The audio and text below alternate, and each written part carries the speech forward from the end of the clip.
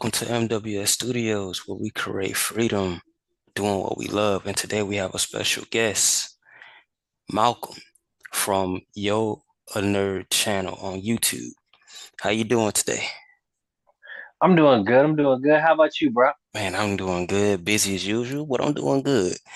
Uh, and just want to bring you on. So today we do things in segments. We talk about creators. We talk about uh, independent people in the space hmm where we just talk about the real, the nitty gritty, and just getting down to what it takes to be uh to create the things that you really love. Um, so let's tell the people where you from. Oh, I'm from Annapolis, Maryland. That's where I'm from. The DMV. Okay, the DMV. You know, that's crazy. I Yeah. watch a show called I think it's called Ticket Wars, where they just give out tickets all the time in the DMV. So I hmm see I'm a big fan of that. And it's hilarious how a $30 ticket can add up. So yeah, they talk about the DMV a lot. Yeah, I never seen that show. Yeah, I'm probably check it out. It's on YouTube or Pluto. You can check it out there. Okay. It's I have to t after we're done, I have to text it to you. All right, bad. Yeah. So, how you been, man? I've been good, living life. I'm alive, so that's always good. That's always good, man. That's always good. I'm Yeah. alive to create and do the things that we love doing. So, Facts. man, in fact. So we're fairly new to each other. We was introduced, I say about a couple months back. Yeah, but yeah, a couple few. I'm not really good with time, but sometime this year. Yeah, sometime this year, fairly new by a mutual friend of ours. He brought us together, and now we're actually doing work together, which is cool. So I thought I'd bring you onto the show, and we just talk about you. That's what this whole section is about. We talk about you as independent, and it's from the starting from ground zero all the way to where you are now. So I bet. my first question personally, you have a company, it's a comic book company, and hmm it's called 615 Comics. My very first Yeah. question is, what's the meaning behind 615 Comics? Okay, very good question. So the name comes from I had a friend about like 10 years ago. I had a friend. We used to go to his house all the time and we used to just create. We used to create music, do different things, just do wild stuff. And he used to go over there and his address was 615. So Hmm. he actually died some years back. So kind of to keep, the spirit like of creativity and all the things that we did there, I decided to name my company 615 Comics just to Hmm. kind of keep the spirit of that time in my life alive because it was a time where it was just a lot of creative energy flowing and then we Hmm. was just always creating, always doing new stuff. So just to keep that alive, that's what I called it. Okay. So it's a true meaning behind it, and it's very close to home for you. Yes, 100%. Okay. So segueing into that world, uh, how did you get started in the comics anyway? Are we talking like creating comics or being a fan of comics? Let's start with creating comics, and then we'll go back to being a fan. So how did you started creating comics? Okay. Well, all my life I've had ideas and stuff in my head, like about characters and different things. But around, so maybe a little bit before, like I said, I'm not good with time, Yeah. but like maybe a little bit before, like the pandemic, I started like writing ideas down, uh, like for a comic and kind of sketching them out. And during the pandemic, I kind of started, taking that seriously and really going forward to do that. And Hmm. then that kind of led me, and plus I was seeing other creators, like I was real big on like during that time I started my YouTube channel where I was kind of praising indie creators and reading their comics Hmm. and then seeing people like me create uh inspired me to start creating my own comics. So around a little bit before and during the pandemic, is kind of where, my journey started with creating comics. Okay, so you're a pandemic creator. That's what I'm calling you for short. For sure, the Right. pandemic creator, and there's nothing wrong with that. I saw a lot of content from you earlier. I've been doing some research. I noticed you not only have one character, you have about four uh main characters from what I've seen. I think you have more, but from what I've seen on your Instagram page, you have about four consistent main characters that you uh create. Right. Yes, I do.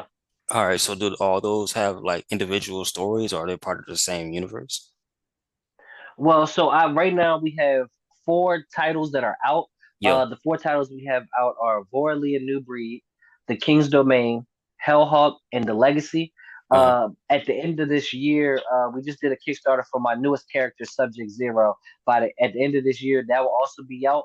And all five of these characters live in the same universe. They're Hmm. all in their independent comic book series right now. They're all living on their own, Hmm. but they're all in the same universe, and they will converge and cross over at some point in time down the line. Hmm.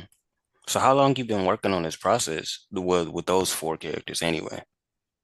Wow. Like I said, some of these characters have been in my head for a good little bit and finally just kind of came to life, kind of took all my ideas that were in my head and actually put them down on paper. So, oh wow, a lot of these heroes have been in my head for a minute. Like Hellhawk, for instance, he's a character that like really came together like around the pandemic a little Mm. bit, but the Hmm. inspirations and everything for him have always been there. Like I've always wanted when I was a kid, I had the Falcon action figure, Yeah. and it's before I even knew who Falcon was. I just had that action figure when I was a kid.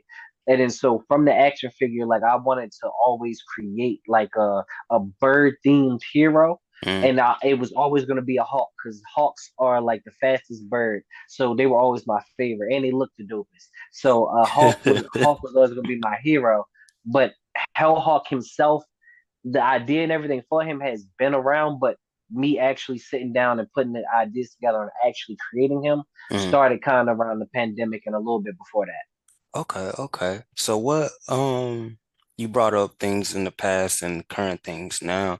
So when did you truly become a fan of comics? Like I can't even tell you what age. It was just like when I was a kid, my older brothers, they had mad comics. They had like, Weapon X, they had Hmm. Wolverine, Captain America, Daredevil, Batman. Like they had all like the original comics back in the day, which I wish I still had their comics, but Hmm. they really got me into like reading comics, and my love for comics started with them. And it just continued even after, they were done buying comics and everything. My love for it just kept continuing, which led me to create my own comics. Hmm.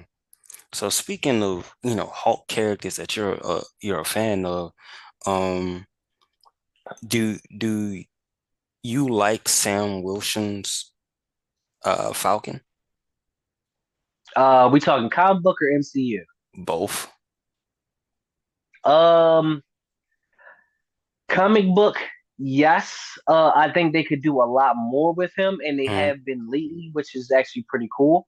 So I definitely love his comic book version, especially the older version. Mm-hmm. I still think that sometimes he gets not lately, he still gets labeled as a sidekick. And the MCU version didn't do a good job of not labeling him as a sidekick because they basically just brought him in as a sidekick. Mm-hmm. And right now they're trying to pivot that to make him, more stand on his own and give him the Captain America role. So like, I kind of sort of like him in the MCU. Mm-hmm. In the comics, yes. MCU, is up in the air. Okay, it's up in the air, but you We'll see what they do with this movie. We'll see what they do with this movie. okay, but as a character, because he resembles like a Hulk-like individual, you do like kind of like him some Oh yeah, aspect. yeah. I love him. Especially I love his I always love like his character. Like he's a kinda in a comic book scenario, he's kinda like a no, he doesn't take no nonsense for people. Like he gets labeled as a sidekick a lot, but in the Hmm. comics he really can stand on his own. Even in comics where he's with Captain America, to me, of course, because he's black, he always stood on his own to me. But I think he has a very strong personality, which I Hmm. think leads him to becoming Captain America, and he has a very leader like personality, which I want, which is sucks that he gets stuck as the sidekick. But It makes I sense. always love, yeah, I always love Falcon because he's actually really a dope character, and I wish he had more was more popular. Okay, okay. Are there any other black characters that you like? Oh, bro, we could do that all day. Oh, let's go. Uh, Let's go. like of course my favorite character is Static. My favorite character is Static. Even before like the show, like the comics, the Hmm. show, everything about him, I Hmm. love because he's one of the characters that like I could read his comics in my own voice because we're a lot alike. Yeah. We are a lot alike. We like in comics, the thing about Static that really got me intrigued with him is the fact that sometimes he jokes way too much, and Hmm. in my life that has got me in trouble a lot.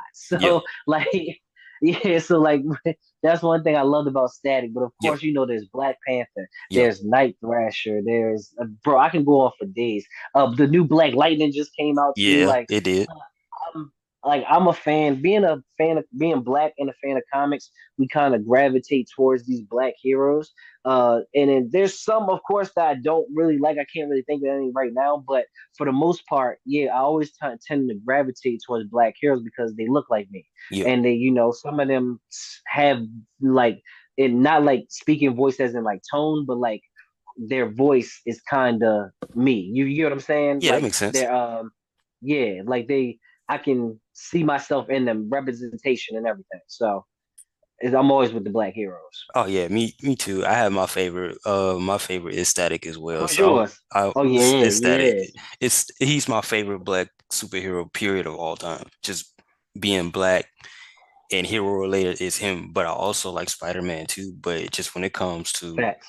just being black, Static is like the embodiment of a teenager who's cool, he's Mm-hmm. smart, he's just willing to push the limits to his abilities, and that's him. Yes. I like John Stewart. Um, Mm-hmm. I like Vixen. There's a list of black characters I can Yes. go down. So me and you Yes. can talk about that all day.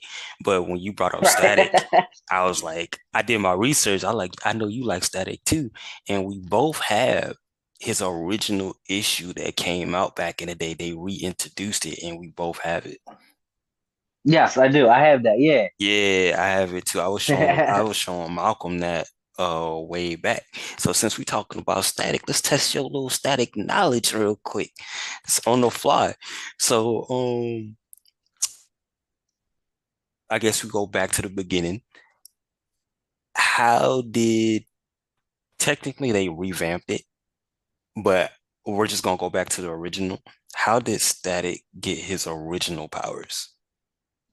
You mean you talking about Milestone 90s, not Milestone today, right? Yeah, Milestones 90s. Yeah, Yeah, so the Big Bang. So if you remember like the Big Bang happened, there was like this big gang war that was happening that right. Static got into because he was bullied. If well, for real, if you watch the show was actually pretty close to the comic about how that happens. Like Yep. he is getting bullied, and so he kind of goes towards the gang route to kind of protect him from the bullying that he was getting and stuff. So he Hmm. happens, even though that's not really him, like that's not who he is.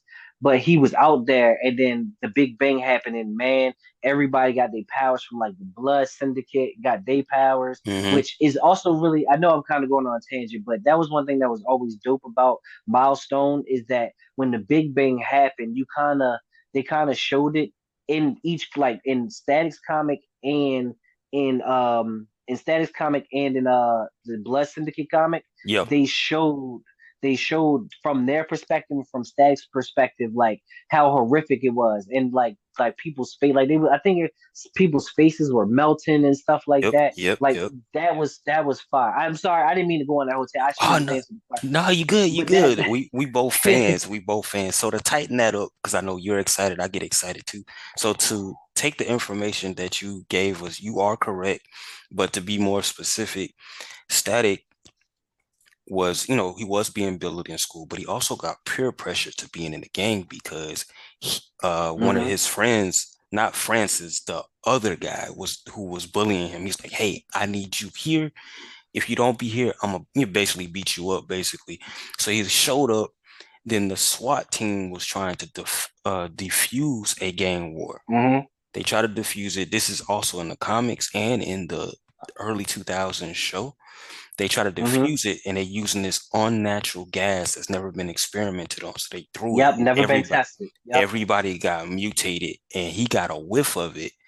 That's why he didn't mutate like everyone else did right off the bat. He just got like a small whiff of it. But everybody that got exposed into that big gas, the smoke that they put in the comics, and they did it in the show, it was just horrific, and everybody was surrounded got affected. I was like, man, and I'm glad you brought that up too, because I got excited about it as well. So I was like, okay, Right. you're a fan, I'm a fan. I was like, all right, this is cool. All right, so the next question is, since we're on the topic of the static, um, who is Richie? Not Richie, but who is yeah, Richie. Do you Who remember? is Richie? Yeah, who is Richie to Virgil? So I remember Richie from the TV show. To be honest, his friend in the comic, I can't remember if his name was Richie. It could have been Richie, his friend in the original comic. In the newest comic, of course, he's in there. But I don't remember if his friend's name was Richie in the original comic. Yeah. Was it Richie? I don't remember because they changed so much stuff. No, yeah, It's like that in the newer one is Richie. It's like that in yeah, the and also in show, the TV show. but in the 90s ones, I don't remember. So we could just say Uh, he's the best friend to Static because we both know that's his homie. So right. yeah, so that's cool. Um, so my next question is, what was Static's first costume? The joint with the Malcolm X hat. It's like the The, blue. the blue. I thought it was black because the way it was printed, but it was actually blue this entire time. Yeah, yeah, like the blue with the lightning going through it and the Malcolm X hat. Yeah, I always wanted that hat. Yeah. Now I know you gonna get this. So before he got his metallic disc, what was Static riding on before then? Trash can lid. Yup. And what was the other thing that he was riding on after that? After that, Yup, after that. He had another one. I remember the trash can lid. I remember, but you and this is before he like got his actual disc, like his actual thing. Yeah, It's some you talking about something like makeshift. yeah. It's in the middle. He used something else. He used the trash can lid. He had his disc in the future, but he had something else in the middle. Um, I don't remember. He had it's called manhole. The manhole. The things that the Ninja Turtles come out of. The manhole. He had that lid. Oh yeah, yeah, yeah, yeah. The lid for the Yeah, oh yeah, facts. Yeah. yeah, The he was using sewer that. lid. Yeah, so he was using that. It was awesome. I was gonna say, who created Static? Well, the actual The person. McDuffie. Yeah, Dwayne I believe McDuffie. Dwayne McDuffie. Yeah, he also created a few other characters too, like Icon. Um, yeah, he had Static, Icon. We have Hardware. Hardware. He even affiliated with some other teams like the Justice League, Star Labs, Teen Titans, Young Yeah, Justice. he He wrote for Justice he League. Yeah. he wrote for those, and then he also did the Shadow Captain. Yeah. Yeah, so Dwayne McDuffie did a lot. He did a lot. Uh, I wanted to say, what's your favorite thing about? Well, it's different between Static and then we got Virgil Hawkins. So let's break them down. What is your favorite trait of Virgil Hawkins? I actually don't think they're different. Hmm. I know like sometimes we think like Uh, Batman and Bruce Wayne are yeah, kind of like two different people, but like Static and Virgil, I don't really see them as different. Yeah, It's just Virgil in a costume. yeah, So it's like I think because when he is out there, like he is, it's kind of like with Spider-Man. I don't see Spider-Man being any different in the suit than he is with as Peter Parker. He's still him. He just has the suit on, and like it. I feel like the same with Static. I feel like Static is. I feel like Static is Virgil. Virgil is just is Virgil just has a costume on. You get what I'm saying? okay. I agree to a certain point. Now, I do agree that, Virgil and Static is the same person, same as Peter Parker and Spider-Man. But when he goes into superhero mode or Static, whatever you want to call it, certain attributes about him change. Like Virgil is kind of confident, but kind of laid back at the same time when he's just Virgil. But when he put on that costume, he is cocky through and through. And I think that's through how they showed it throughout the show. He's sure of himself, he's cocky at times, and he's real smooth amongst the ladies too when he's in that costume compared to him just being Virgil Hawkins. I noticed that coming from the comics and the show. Yeah, I don't really agree with that. I think he's kind of just himself, just Yeah. in a suit. Like I think Mm, he just kind of he's always kind of joking. He's like he's even with, like I think he more so anything makes sort of joke when he's fighting more. yeah. But that could be like nerves or whatever. But I think like with Static, he's really kind of a hero that I don't think the suit changes Changes him. him. I think this yeah, I think the suit just he's like because even I think even him as Virgil, I think he is himself. It's one thing I always liked about him. He is himself. You Yeah. feel me? Like so. I think once he puts on that suit, it Yeah. kind of. I think the most un himself he Yeah. was when the Big Bang happened.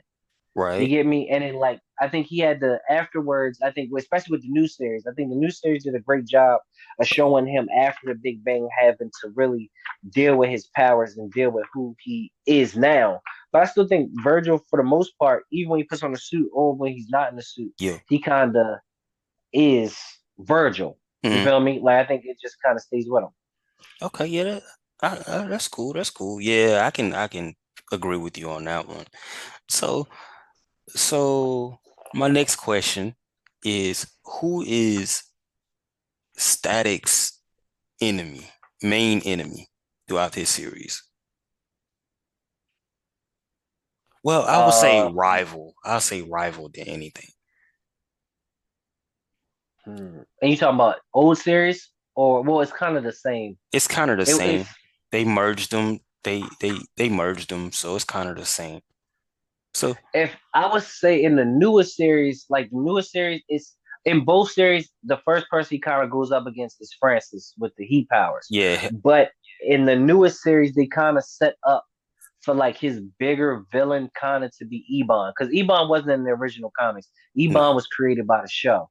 yeah, So, you're but right. like in the newest series, in the second season, they brought in Ebon, and in Ebon Francis is probably still his rival, Yep, but especially since Francis in the newest comic is working with the people collecting Bang Babies. yep, But they set it up for Static and Ebon to kind of have like a mutual respect, yep. but still be on the opposite sides of things. So I think in the older comics, of course, I would say Francis, but in the newer comics, they're setting it up for Ebon really to be his villain. Because in the show, if you watch the show, Yep, like Francis was like his Francis is like his rival. yep, Francis is like Ash to Garen. yep. But in all and overall, it's like it's really Ebon is the really the big bad of the series. Ebon is the Lex Luthor for real. Well, yeah, you are correct. As far as his rival is concerned, it is Francis Hot Streak. It's Right. always been Francis, and they've been going at it since day one, from back in the schoolyard all the way to where Francis burned down his house. All of it. It was just nice to see him and Fran. They even worked together at one point in time, and it was just nice to see where they just go at each other's heads and they just have to work together. So Francis has always been a hothead, hence the names. But you're also right as Right. far as the big bad. Ebon is the uh main villain here in his series. So my last question is, Um, because we've been on the Static Shock topic for a minute. We both got excited about it. But my last question is, in this new series, how do you feel about Virgil telling his secret to his parents? It makes sense. It Yep. really makes sense. I seen this other I seen this other content creator, Frankie. Her name is Frankie, and she was talking about it, and it really it felt like she was reading my mind. Yep. It's like in the new age, us as especially us, like she was talking about Blue Beetle, Hmm. but it's fits for Static. Like so in the Blue Beetle movie, like him not hiding from his parents, it's like especially they said like with that character in the Spanish household that it would be hard for him really to hide that he's a superhero. And the same thing kind of goes for us as black people. Like, bro, like Static had both his parents in the household in the Yep. newest series. So like there was no way he was gonna hide from both his parents that are both intelligent Yep. and that were really looking at him that he was a superhero. He was not going to be able to hide that.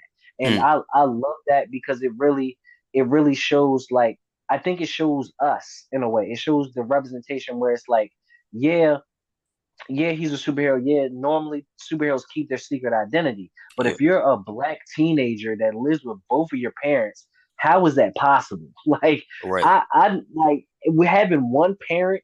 That's hard enough to like trying to hide some things, especially being a superhero.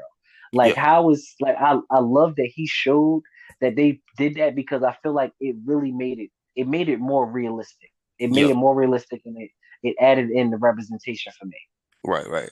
Now they have done it before where he didn't show his parents like in the show. Like they didn't know he Yeah. was well, of course his mom died, and then it was just his dad and Sharice, which is his older sister.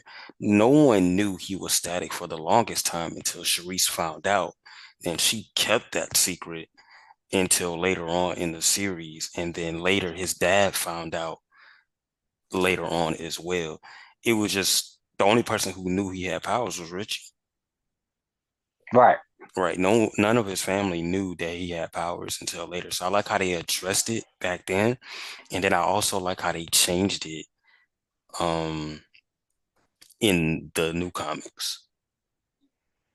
Right. Yeah, I definitely like yeah. And in the TV show they made it in a way where like his dad was always so busy because he was doing community work Yep. that he possibly could miss that his son was out there being Static and his dad kind of trusted Virgil. Like Virgil wasn't like out there being in trouble, so his dad could trust him to to not be all up in his business like that. You True. feel True. me? True. So I love that is all talking about that. That is a good way how they set it up for the show to where his dad couldn't like really was kind of busy and actually just wasn't always in his business because he trusted Virgil. True, true, true. So that was a good Yeah. thing, and I'm glad that they show how he was raised too. Like his father was heavily in his life. And I'm like, oh my God, Hmm. it's just nice to see. Granted, at a downfall, his mother was not there because she passed, unfortunately. And I like how they showed that in the show as well, like how he was dealing with it because he was so close to his mom. Same thing with his dad and Sharice. So it was a nice thing to see in comics. It was a nice thing to see. But I was gonna say, man, the crazy part is we've been talking about Static for a minute and we ran through our time. Hey you guys, Rashida here. You don't know me, but I want to get to know you. Would you like to know my story? See how I go through trial and error to become a great Hadori? Alongside Sneakers McGee and Squeezy in the world of micro wars. Fight the good fight. See different perspectives on what it's really like when teenagers get access to superpowers. And no story is complete without the evil Mr. Slim trying to take over our cities. Would you like to join us on our journey? If so, make sure you follow, like, and subscribe to us on Facebook and Instagram, Micro Wars. And if you want to cop some fresh merch or even the latest comic, make sure you visit www.mwsstudios.com. And don't forget about our webtoon series as well. We can't wait to meet you guys on the inside. Catch you later. And we're back. So let's talk about your creative process. You have 3 to 4 characters out that you've been working on since COVID. Um, can you walk us through your creative process for developing a comic book story? Okay, all right. That's a very good question. I can do that. It's sporadic as hell. So I'll literally go through a random time of me creating a character because I literally just did this today. So, okay, so today I was just kind of chilling and I just got an idea of a certain type of character, like a Hmm. certain type of story that I wanted to write, right? Hmm. And then so then I started thinking, okay, so there's a certain type of story I have. I started building the character around the type of story, like who he is, where he's from, stuff like that, that Hmm. kind of fits the story that I'm trying to tell. And then sometimes that's also different. Sometimes it could start off with the character, and then I build the story around the character. Hmm. It kind of depends on what my thought process is, kind of like what my inspiration is at that second. Like at that time it was the style of the story, like the style, like around. So just to be more transparent with it, it was like a more like a grittier, really vigilante type story, like a Batman, but I had like a different type of thought to it. Okay. So and I started shaping the character around that and like the events that happen and things like that. So that's kind of how my thought process comes. I start shape. I find something like whether it's the style, type Right. of story, or message that I'm trying to say, or Hmm. maybe it's just a character, or maybe it's just a cool ass character design. I start off with that, and I Hmm. start building everything else that I just mentioned Hmm. around whatever one of those that I've picked. So if I find if it's like, okay, I got this cool character design that I got in my head. Now, let's say it's like a lion character. So I Hmm. have to, so then I'll start building around like, okay, who is this guy that, why is he having infatuation with lions? Why is this his thing? And then what is around it? What is he trying to protect? And then that's basically how I start building the story. And then once I have the basis, everything kind of just goes from there. It just kind of start building upon that. Okay. Okay. That's pretty cool. It's pretty cool. So does that process take you long, or is it just like at the spare of the moment type deal? So it really depends. So it kind of just depends on if how busy I am that day. Yep. Like if I'm not doing nothing and something inspiration hits, I could. There was one day I just inspiration hit me and I just started writing a story. So I think I had wrote like 2 issues of a story in one day just Hmm. because like I got an inspiration and then things just kind of hit. Like you know sometimes when things just click, like you think, okay, this idea has, and this clicks, that clicks with that, and then it's just kind of like a chain effect, and Yep. it's like uh that one time, like that just kind of everything just clicked, like the story, the driven to the point where I was just like, okay, I'm gonna just start writing this because I had so much for it. And but other times it's like it could be way drawn out. So I have this story that I'm working on right now where I'm trying to finish the story and it's been drawn out because like it's so much in the story of like and how I'm trying to tell it. Hmm. So it's a lot of brainstorming of how I want to show things and how I want these characters to go, how I want these characters to shine. So sometimes it can be real thought out. It could be like it could be months of just like brainstorming and weeks of brainstorming. And sometimes it could just be I brainstormed and it just all just like it was like a brain hurricane and it was so much that I had to just start writing. So like sometimes it really depends. The process it's not always quick and always slow. It really is more so around in the middle Yep. of that, but it really depends. There's times where I'm really feeling the story, and there's times where I really want there's intricate parts of the story that I have to think out and stuff like that. Okay. So you can really get lost in your own story. Yeah, I mean I do all the time, all the time. Okay, okay. So if that's the case, that you get lost in your own story. So my next question is, how do you handle character development if that's the case? Oh, I love character development. I love it. So one thing about me, you'll see, especially with my characters, if like for people that follow me, like read a lot of my books, like you'll see that a lot of my characters aren't super powered. Like they aren't to like their full potential at all. Like so like I give them room to breathe. So what I love with character development is I love to have a character you can follow. You feel Hmm. me? So like if we take like Static for instance, like he wasn't all he as he went along, he figured out different things he could do with his powers. Because Hmm. like you said, he likes to test his limits, is one thing I also love about Static. Yep. So he likes to test his limits and he's smart as hell. And Hmm. his power allows him to be smart. It's not like just super strength. Like he has a power where he can go into the science of it and like use it. And Hmm. so like with that, with how Static was, that's kind of how I went with character development. Yep. And oh, even a better analogy, it's like because Static's a teenager.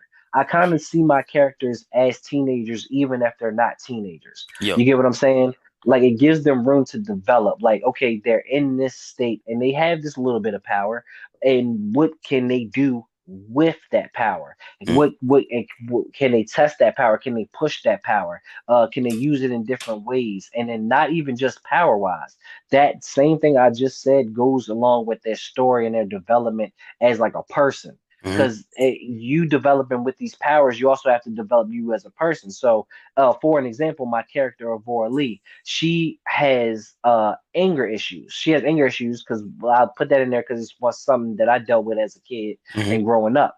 And it's like so in there, she has to deal with her powers and her anger issues because her anger issues affect her powers. Right. And then so she has to learn to deal with that also and then kind of grow and learn and also just learn how to use her anger. Because I mean, sometimes you can't help but if you get angry. You feel me? And Mm. going to anger management, you learn that, sometimes you can't help but to get angry, but it's what happens after you get angry and things like that that they teach you in anger management. So Right. like she has to learn what to do and what to do with her powers Mm. and with her anger at the same time. So when it comes to character development, I really want to give my characters somewhere to go. Like I want there to be like a journey that they have to go on. So that's kind of what I think about with character development and thinking about that. Okay. So A, B, C, a real transition. Okay. Okay. Yeah, Um, you're like really like basically how you go through life, like how you go from being a child to being a toddler. I mean, being a baby to be a toddler to being like a kid to being a teenager to being an adult. Like that's kind of what I think about with character development, no matter what stage this character is in. yeah. Like that's what I try to think about, like them moving up that ladder. Okay. Okay.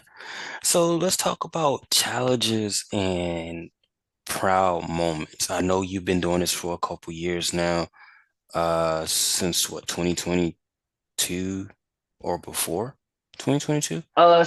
Creating, I would say like really putting out my comics. I'm kind of in my like sophomore year. This is kind of like my second year of Yeah. really like putting out the comics, creating and writing everything kind of behind the scenes stuff Yeah. since the pandemic, AK, or kind of sort of my whole life. But Okay. yeah, but I'm kind of in like sophomore year. Sophomore year. Uh, Okay. So year two. yeah, Okay. So now, yeah. now that we got that established, what what have been some of your biggest challenges you faced in your career so far as a Who, creative? who, as it will, who. In comic book creating, Yeah. some of the biggest challenges I've had to face is kind of patience. Okay. Well, not kinda. It is the challenge because with comic book creating, so like I can write a script, right? I can write a script in a day. Let's say I wrote a script in a day and it was good and everything. I thought it was great. That doesn't really happen to the point where you go to the artist for it. But let's say I wrote a script in a day. Like even if I did that and I thought it was good, like I still can't really start producing that comic right away. You get what I'm saying? So like Hmm. one thing is you got to start getting like character designs. You got to start getting references for your artists. You have to have to get the artists. You have to pay the artist. You feel me? Hmm. So and you have to wait for the artist to do their job. Like, excuse me, sorry, but to do you have to wait for the artist to like draw and do what they do. Hmm. You have to wait for them to read your script and everything, and even after you have the artist, after the artist done, you go to coloring, you go to lettering. Hmm. It's as a creator, it's a lot of waiting that you do. Hmm. It's so patience is really is really been a thing to deal with. And Uh-huh. also, another challenge is, of course, marketing. Marketing, all of us have the challenge of marketing. I always think it's funny when people tell me, "Hey, you do a good job of marketing your comic," because half the time I don't know what the hell I'm doing. I'm just kind of trying to testing things out and seeing if they work. You feel me? Yeah. So like, it's that is a hard thing to do, especially since like a big part of marketing is social media Yep. and in being on social media, and that's like a day job in itself, bro. So That is true. That like, is true. yeah, so that I think with marketing and kind of patience are like some of the Biggest biggest challenges. problems. Yeah, Okay. besides of course the main biggest challenge, which is money, but everybody says that, so I love wanting to give a different answer. Okay, I appreciate it. It's different and it's very honest of you too because I've been there, done that, and then some. So like I said, this is a spotlight for you. Um, which leads to my next question. Can you share a particular moment or a project that you're proud of in your career? Oh, oh, easily, easily. So just recently, like I said, I have four out now and one coming up. I have five series out, and one of them is called The Legacy. And The Hmm. Legacy is probably like having that in my hands, is probably one of the proudest things because that story is one of the very first stories that I actually started writing. It's not the first that I released, Hmm. but it's one of the first that I really started writing. I've written so much more for that story than I have any other story. I had so much planned out for that story and already like scripted and everything. And it was just a story that's very near and dear to me. It has a lot to do with my life. It's actually dedicated to my dad who passed away.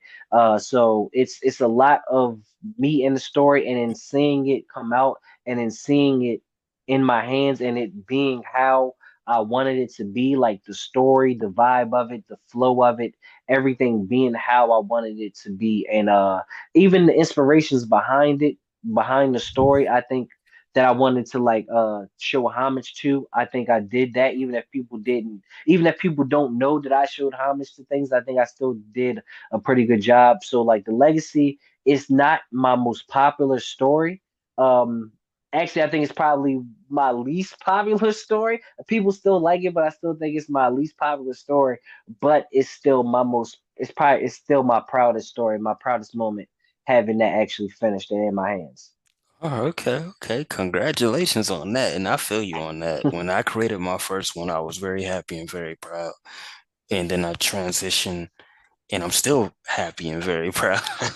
So I feel you. Right. I feel you on that. Um, so my next question is, let's dig a little deep into the industry insight. And Okay, let's get it. so you're in your sophomore year of the comic book industry. Let's just say that. Uh, Mhm. how do you see the comic book industry evolving for independent creators coming forward? Ooh, woo. Good answer. Good question. Good question. I love it. So I actually would really like to talk about this for us. So I think especially for us in indie comics, especially as for Black indie comics Yes. creators, I think there's a lot of growth and booming that's going on right now. And then just to get into it, like right now, you're seeing a lot of big time writers and creators that have worked for DC, Marvel, all Hmm. that. You're seeing them go so more so independent. I think you're gonna see. I think right now you're seeing like a renaissance that happened, kind of like a comic book type of renaissance, especially with like Black creators. Hmm. You're seeing like back in the '90s, back when when Image was created with artists from DC and Marvel leaving and created Image. Like now you're seeing the creators for DC and Marvel, like the artists, the writers, they're putting out their own stories independently on like things like Kickstarter and like that. Yeah. Like one of my favorite writers, I believe Scott Snyder, he had a comic out on Kickstarter, which was dope. Like I don't know if I'm pretty sure I backed it. I don't know if I got the comic yet, but Right.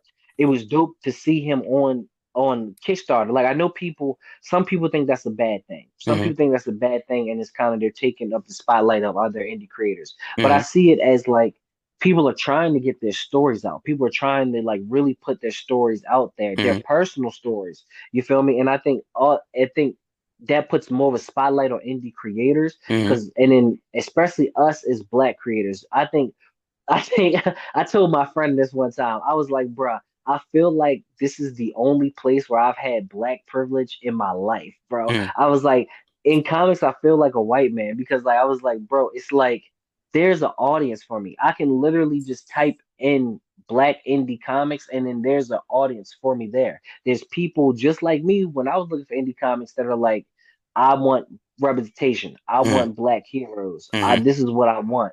And then so there's literally a whole room for us to do that. And Yeah. also you're seeing a lot more indie creators uh collab, not just collab in making comics, but in just creating all around, like us doing this podcast together. Hmm. You're seeing people do like teaming up.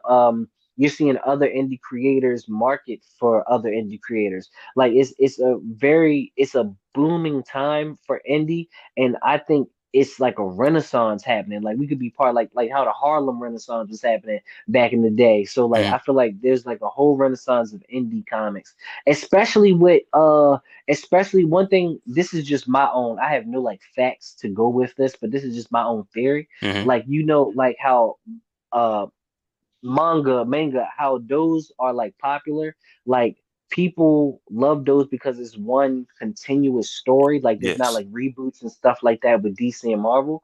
Yeah. And then so I think the reason why you're seeing why the indies could be popping like that is because people want stories like that. And Yeah. then so you're not getting reboot after reboot after reboot from an indie creator. You're lucky if you get to issue 6 with an indie creator The- or issue 4 for real. Honestly, they So don't even get past issue two. Let's just call it what it is. sometimes Sometimes, that's but true. mo But mo like now it's like I think they raised the bar a little bit. Like mhm. four is like the mid-range. Six is like there. It used to be 12. It used to be a whole run for like 12 or more, 12 to 26. Now it's getting shorter and shorter because of I guess economy and attention spans, if I had to make a guess. But yeah, We're talking are you talking about for indies or like how for DC and Marvel putting out shorter stories too? both actually. I think it's both. So I actually have another that well, this actually isn't just a theory. This is some things I've been hearing creators talk about and things like that. So the one reason they're kind of go with shorter runs is because people are buying these shorter runs more. So Yeah. like for a very good example, this one a lot of people probably weren't even privy to. So Shang-Chi when he came back after his after the movie and everything, when they brought him back in the comics, Yeah. he literally had a whole run that it was like I think it led up to overall like 16 to 20 issues, Yeah. but it was broken up. So it was like you would get it would be like number one, Shang-Chi, and I think it was the Ten Rings. Yeah. Shang-Chi and the Ten Rings, that went for 4 issues. Yeah. And then that stopped. And then it was Shang-Chi and the what was his family? It was like the three weapons or something like that. Yeah. And it dealing with his family. But it literally was the same story. Hmm. They just did it with number one, and number one just continued the story, but it was Yeah. like a number one, and that run went 4 issues, and they did another one that went 4 issues. It was all the same continuous story, but they Yeah. did them in smaller runs. And then me as a fan, when I was reading, I love long runs, but me as a fan reading it, it kind of put things in like it kind of helped me go along with the story more. Yeah. You get what I'm saying? That makes sense. So I think that's one thing they're doing because fans are loving the shorter stories, and DC and Marvel have been putting out like their comics in like shorter putting out like old comics in like volumes and stuff like that. And it's Yeah. so for like the fans. Yeah. But like, I don't know if this is more so a money thing or it's also a money and people attention span type thing, but they're really starting to do that. Like putting out shorter runs, Yeah. even the bigger ones. But back to our original conversation, I still think like the indie scene right now is booming, and I think Hmm. in a few years you're gonna see a lot more indie creators and you're gonna see a lot more big creators use the indie platform to put out their own stories. Okay, yeah, yeah, you're right. So that leads to my next question. What are some trends or changes that excite you in the comic industry, or do you have concerns in the comic industry? Ooh. Ooh, so this is one I just want to put out there. As soon as you said it, it's what I thought about. So if this one I don't have a problem with, good like good or bad, I'm kind of just in the middle about it. But since we're just having this conversation, I thought just we could just put this out there. So I don't know about you, but I'm seeing a lot more of I don't even know what to call it. They're called NFTs, I think. I call them nudie covers. Like you're NFTs? seeing yeah, so it's like not for NFWs, I think not for work or something like that. Yeah. It's kind of like how you see like the explicit covers, Yeah. like covers with like boobs and stuff like Okay. that. Okay. Yeah. Yeah. Yeah, yeah, I call them nudie covers. Okay. But Nudie like covers. yeah, so you're seeing a lot more of stuff like that in the indie scene because Mhm. those books are like selling. There's a whole market for like like the NFWs. I'm gonna just call them nudie covers because it just rolls off the tongue easier. So it is more like of that. Mhm. So and those books are selling, and I've been seeing more people do that. Um, I don't me myself. I don't think I would do those type of covers, but I'm not mad at people that do. I don't look down on them or anything like that. But that's a trend I'm seeing, and I've seen other creators kind of be mad at it. You feel me? But So it's to piggyback into what you're saying. It's yeah, it's a genre. yes, Look at it like the movies. Movies have yes, genres for everything, and comics mm-hmm, have genres too. In this mm-hmm, particular genre, that's for the nude or the adults only section, and that's okay. yep, Comics is not made for specifically children; it's made for everybody. It's kind of like think about yes, how manga do it. They have a diverse array of different genres. They have kid friendly. They have girls only. They have shonen, which is made for boys only type things. But it's spread out so much. They got horror, science fiction. It's a mm-hmm, genre, and once people mm-hmm, understand that and change their mindset a little bit, they understand there's something made for everybody. In this case, yes, with the trends that you're seeing, it's made for the adults only content, and that's okay. It does sell because obviously sex sells.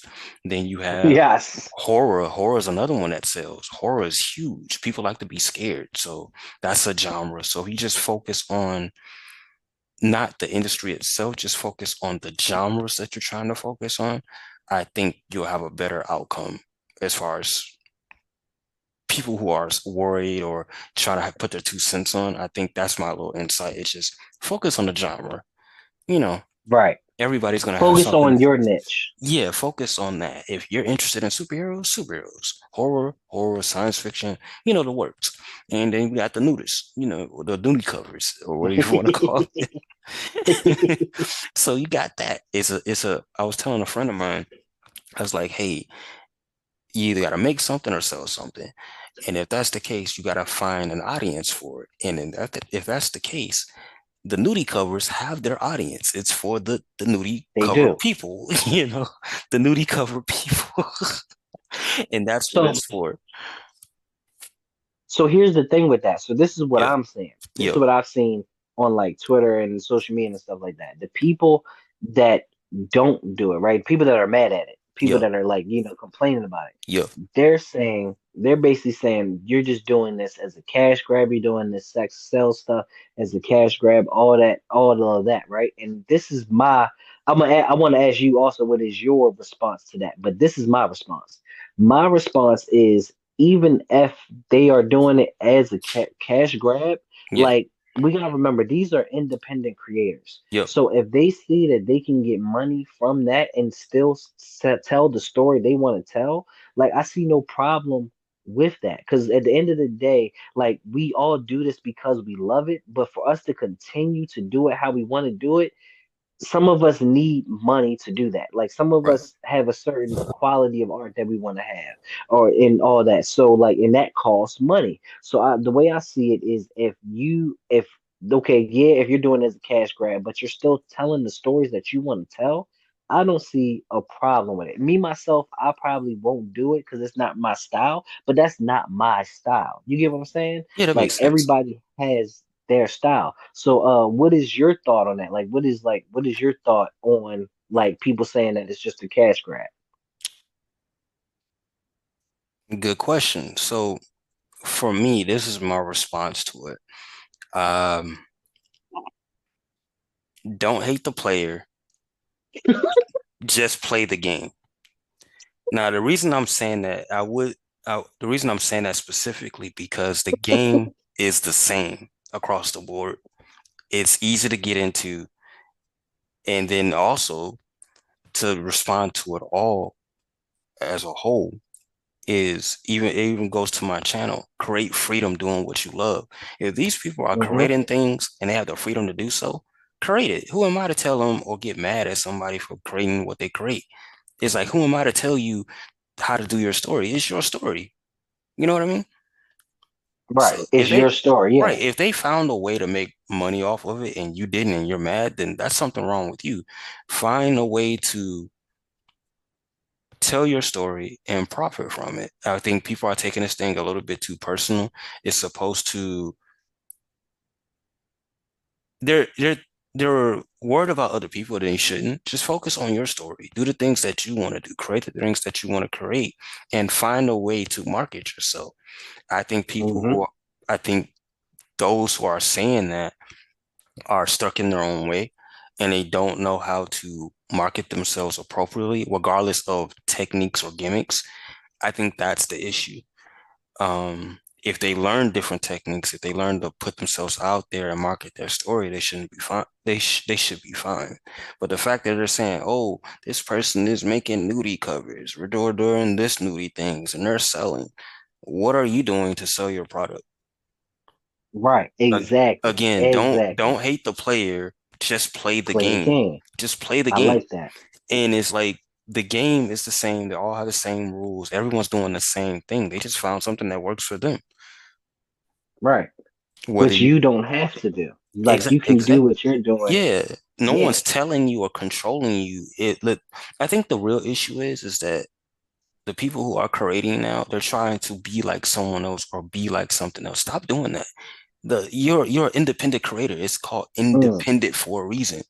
Create the Yes. things that you want to create. Find different ways. And I have this rule that I abide by, I live my life by it, is that there's more than one way to do something. Hmm. And there will always be another way. You don't have to do the same thing that someone else is doing to find a path for yourself.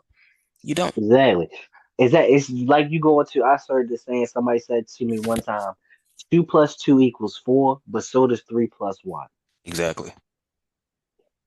If the answer's the same, why does it matter how you got the answer? Exactly. It's the same, it's the Exactly. same thing in the industry now. If you're putting your work out, you're telling the stories that you wanted to create, and you're making money, what's the problem? I'll wait. Facts. Facts. Facts, because it's like at the same time, it's like we go to like marketing, like you said, they found a way to market their comic in that Yes. way that their morals or values, they're cool with that. You feel me? Or whatever they're cool with doing that. So like me, like I said with me, I'll use myself as an example. I personally am not. I probably would never do a nudie type cover or anything like that unless some type of artistic idea I have, something like that. You feel me?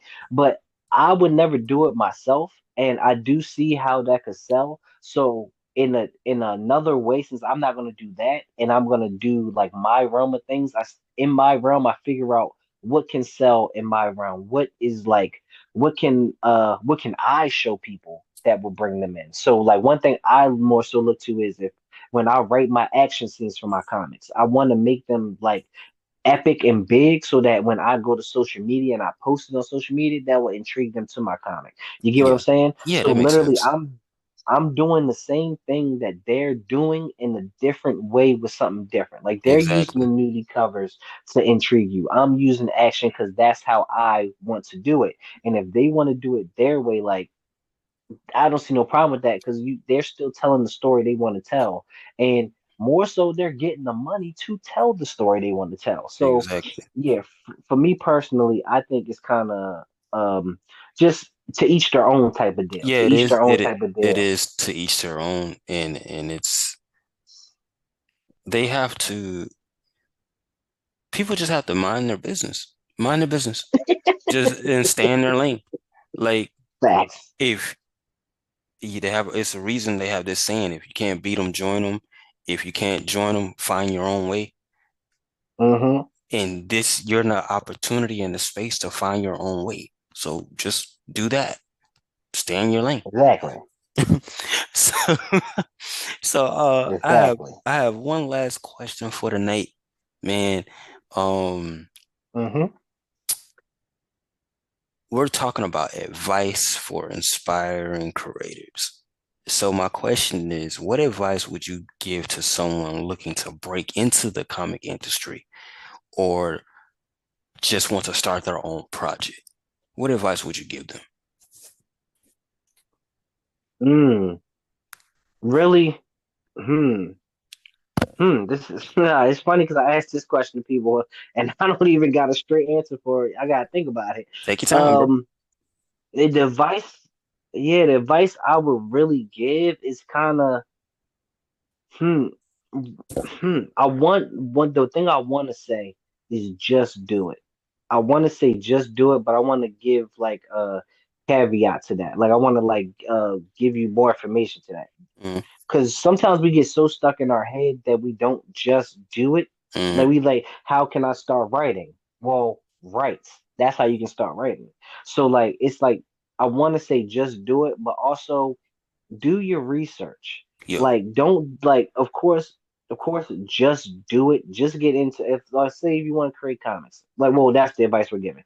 You want to create comics do it, but do your research. Like when I got inspired to doing comics, I looked up people that were doing indie comics, not just people on the I looked up people on a big scale, but I looked up people that were doing indie comic books, doing what I wanted to do. So I mm, was looking at stuff like that. I was watching interviews with like people like Godhood Comics, Wise Acre Comics. I mm, was watching interviews and stuff like that. Like just do it, but at the same time, do your research. Know yeah, what you're getting into. yeah, Like it's because it really the reason I really say that is because I see comic book creators jump into it and not really know what they're jumping into. Like yeah, I see it and then like they're not really putting themselves out there for people really to see and stuff like that. Like, know what's like really think about what you're getting into. And yes, just do it because I want you to create and I want you to put yourself out there, put your art out there. But at the same time, with anything,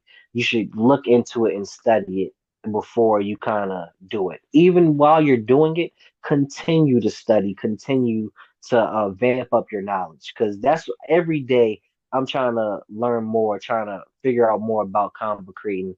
yeah, Like watch interviews. I watch like interviews that you do. I seen my man's Gary does interviews with book creators, Black yeah. comic lords. Like I watch all of these and then to get better. So my advice for upcoming creator is just do it and do your research. Okay, okay. Um, where the people, where can the people find you? Oh, that's real easy, bro. You can find me literally on anything. If you look up 615 comics, six spelled out like SIX, 15 spelled out like it's not numbers unless it's Twitter. But even if you spell it out, you'll still find me. 615 comics, you can go to 615comics.com and that will take you to literally everything I do. But for real, if you look up 615 or Yo a Nerd, I should come straight up. Just Google it. I should come straight up. You can easily find me, and you can easily talk to me too. Hit me up on anything, whatever. Yeah. Oh, that's awesome, man. That is our show, y'all. Thank y'all for coming to MWS Studios where we create freedom, where we love, and see y'all next time. Peace. Peace.